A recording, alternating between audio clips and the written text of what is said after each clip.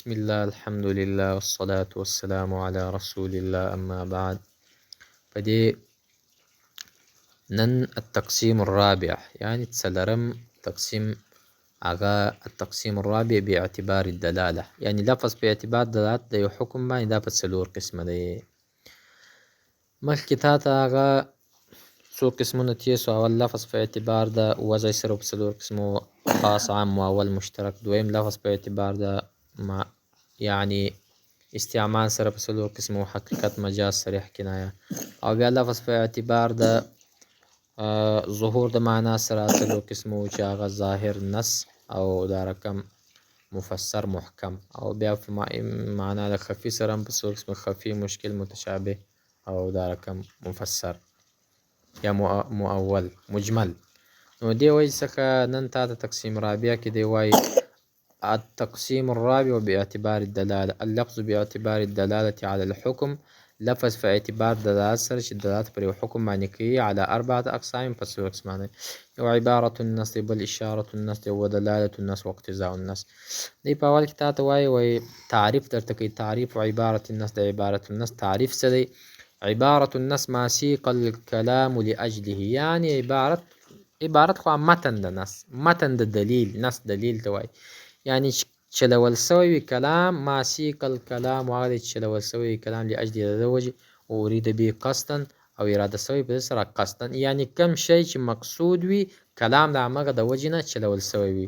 که قوله تعالی، لکه دا قول د الله رب العالمین، وعلى المولود له رزقهن وکسوتهن. دی ګوره دی آیات کې ویسیق لإیجاب نفقتها وکسوتها، يعني دا آیات چلول سوی دی په حکم د دې کې چې واجب ده نفقه او کسوه جامې د خپلې ښځې پر خاوند باندې. نو دا عبارت النص، یعنی دا دلیل چې کوم راوړل سوی دی دا د دې کلام دپاره چلول سوی دی چې نفقه یعنی خرچه د ښځې دا پر خپل خاوند باندې واجبه ده. نو دی وایي حکم د دې عبارت النص وجوب ما ثبت بها قطعا، يعني واجب دی حکم په دې سره قطعي دلیل دی، حکم پې واجب دی. او دویم اشارة النص. اشارة النص ما ثبت بالنص، دا بیا ویل کېږي چې دا ثابت سي په نص سره، په دلیل سره. ولكن لم يسق الكلام لأجله، کلام چلول سوی نه مخکې کلام د ده د وجې، نو فلا يكون ظاهرا من كل وجه، نو دا ظاهر نه یي، معنا پټ وي د یو وجې نه. نو که قوله تعالی، لکه دا قول الله تعالی وعلى المولود له فی. اوس ګوره دا کلام د الله رب العالمین چې وعلى المولود، و د مولود له څخه مراد پلار دی.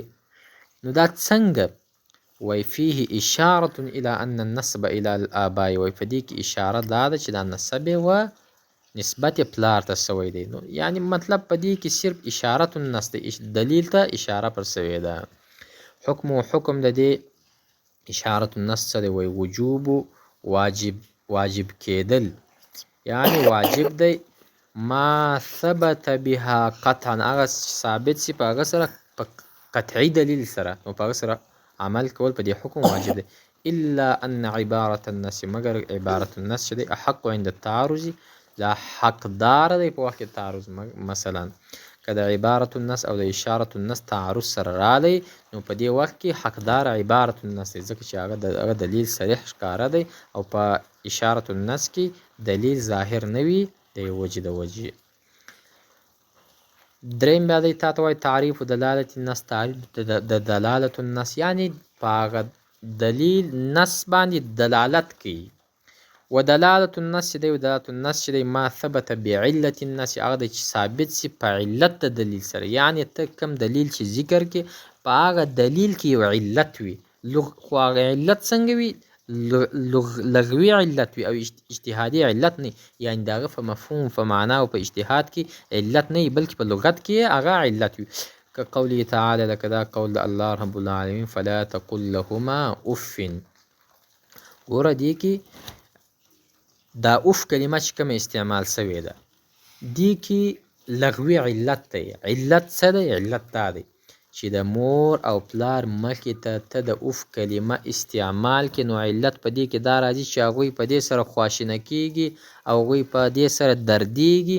نو د دې وجې څخه علت په دې اوف کې دا دی چې د دې معنا عامه کېږي چې ضرب، وهل او کنځل، رټل دا په طریقه اولا سره حرام. یعنی اسانه دی. دلالت النص هغه ته ویل کېږي چې یو شی ثابت سي په یو دلیل سره، خو دلیل کې علت وي، لغوي علت نه هغه اجتهادي علت. مثلا د الله رب العالمین دا کف فلا تقل لهما اف، و دا اف کلمه دا خو دلته لفظا دا هغه خاص ده، صرف اف مه استعمالوه. نو دا په حکم کې عامه ده چې صرف اف دا الله ته ترې نه منع کړی نهي ده. نو ضرب، وهل، کنځل کول او رټل دا خو بیا په ډېرو طریقو په طریقه اولا سره هغه دا حرامه ده. نو دی دلالة النص ما ثبت بعلة النص لغة لا اشتهى كقوله تعالى فلا تقل لهما اف وعلم منه حرمة الضرب والشتم. وی معلومه سوه د دې نه وهل، د مور پلار وهل او دا رقم هغوی کنځل. یعنی په دې وخت کې چې کوم تا دلالت النص پر دې باندې و چې مور او پلار ته د اوف کلمه استعمالولی هم نشي، نو دا دی وی عامه ده، شامله ده و دې ته چې مور او پلار ته ضرب یعنی د هغو وهل یا د هغو کنځل یا د هغو رټل، نو دا په طریقه اولا سره هغه حرامه ده. او حکم د دې دلالت النص چې دی وجوب ما ثبت بها قطعا، یعنی حکم عمل کوي په دې سره دا قطعي واجب دی. وتفید او دا فایده کوي عموم الحکم لعموم علتي، یعنی په دې کې چې کوم علت عام دی چې د اوف کلمه ده، نو دا حکم یې عام دی په دې علت کې. حکم یې دا دی چې مور او پلار ته د اوف نه علاوه هم ته داسې خبره نشي کولی، یا وهل نشي یا کنځل نشي کولی، که حرمت الضرب لکه وهل او حرمت د وهلو او د شتم. یعنی د دې حکم چې سره کم علت د دې عام دی، نو حکم هم د دې چې دی هغه عام دی. څلورم چې دی اقتضاء النص دی، یعنی هغه دلیل به اقتضاء د یو دلیل اقتضاء څه وي. یعنی کله چې ته یو دلیل پیش کوې په یو څه باندې، د دې دلیل اقتضاء څه ده. تعریف اقتضاء النص، تعریف د اقتضاء النص دا دی چې ما لا يمكن العمل، چې ممکن نه وي عمل بالنص په دلیل سره الا بشرط، مګر په یو شرط سره تقدم علیه چې مخکې شوی په ده باندې. که قولی لکه دا قول الله تعالی، لکه دا قول د یو چا رفع عن امتی، و دې کې اول قول یو عام قول دی د الله رب العالمین نه دی، بلکې دا یو عامه جمله ده. که قولی انت طالقون، یو کس یو څوک وایي چې انت طالقون، زنان ته طلاق، نو دا یقتضي دا تقاضا کوي ثبوت الطلاق، ثابت کول د طلاق. یعنی دا جمله که یو څوک استعمال کی په دې وخت کې د دې نص د دې خبرې اقتضا دا ده د دې دلیل چې طلاق هغه راجلب کی، یعنی د طلاق هغه علت پیش کی چې طلاق وجه څه ده په دې کې چې طلاق به هغه واقع کیږي. او وی لکه بل قول د نبی صلی الله علیه وسلم د صحیح حدیث دی چې ان الله رفع لي عن امتی الخطأ والنسيان ورفع عن امتی الخطأ.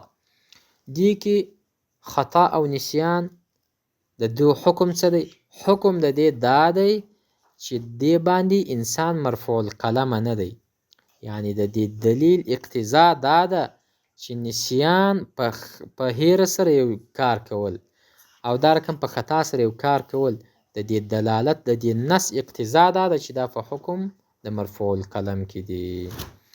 او حکم د دې دا دی چې یثبت المقتضی بالضرورة، وی ثابتوي هغه اقتضا کوونکی، یعنی هغه غوښتونکی بضرورة یتقدرها بقدرها، یعنی د هغه په اندازه سره به دی هغه کم مأخوذ چې دی، کم چې د ده مطلب دی هغه شی به ثابتوي.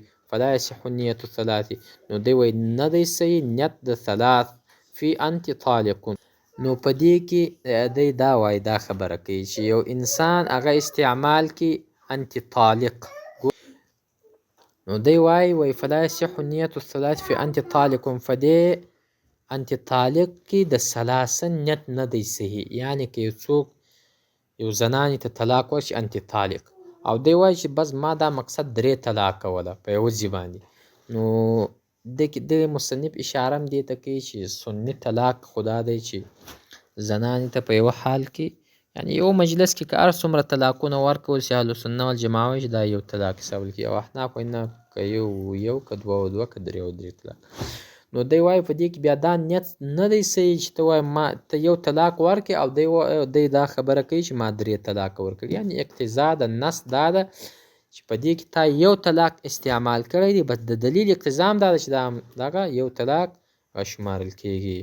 وبعد الفراغ من الاقسام العشرين، او کله چې موږ فارغه سو د هغه 20 قسمونو نه، نذکر شیئا من متعلقاتها، بیا د دې 20 شیونو چې کوم مخکې ذکر سو اول موږ ویلي ول خاص عام مؤول مشترک حقیقت مجاز صریح کنایه او دا رقم بیا ظاهر نص او مؤول مشترک او خفي مشکل متشابه محکم قسمونه خلاص سوله. نو اوس هغه د دې نه وروسته هغه متعلقات هغه امور ذکر کوي چې هغه بعضې په خاص پورې متعلق وي بعضې په عام پورې متعلق وي، نو هغه به انشاءالله العزیز فیما بعد درسونه کې وي. وجزاکم الله خیر.